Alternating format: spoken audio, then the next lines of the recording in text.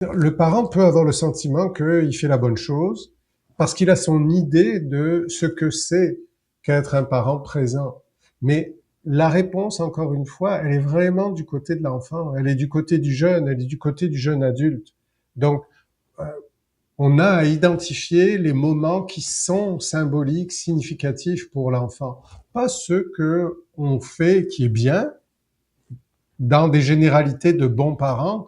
Oui, mais mon enfant, lui en particulier, où est sa sensibilité? Qu'est-ce qui est vraiment important pour lui ou pour elle? Puis, il y a des outils pour ça. Il vaut mieux offrir des moments courts, mais pleinement investis émotionnellement et sans distraction. Comme tu le décrivais, au fond, il y a des moments de complicité avec les deux enfants. Euh, je crois qu'il y a une attitude qui est très gagnante, c'est celle de valider l'émotion de l'enfant, même si on n'est pas d'accord. Même si on pourrait lui dire, ben non, mais attends, tu me dis ça, mais il y a quand même...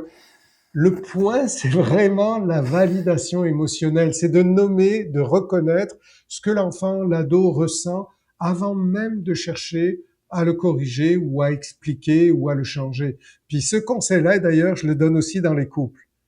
Si vous voulez avoir une belle relation avec votre conjoint ou Ah, votre une chose à la conjointe, fois, là, je peux pas régler deux dossiers en même temps. mais non, mais ça va t'aider aussi.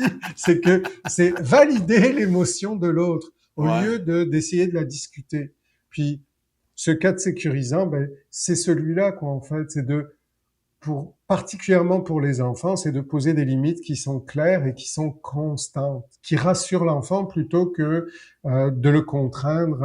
Et donc, il faut que le cadre, dans la petite enfance en particulier, et puis après dans l'adolescence, ça évolue, il faut que le cadre éducatif soit sécurisant, qu'il y ait des limites qui soient claires, qu'il y ait des voici ce qu'on peut faire, voici ce qu'on peut moins faire. Ça n'empêche pas de valider que l'enfant se sente d'une telle ou telle façon, mais ensuite ça revient aux parents de dire ben je comprends que tu te sens comme ça, mais là ça c'est pas possible. Ou ce comportement-là, ou quand tu es en colère, tu peux pas la vivre comme ça ta colère.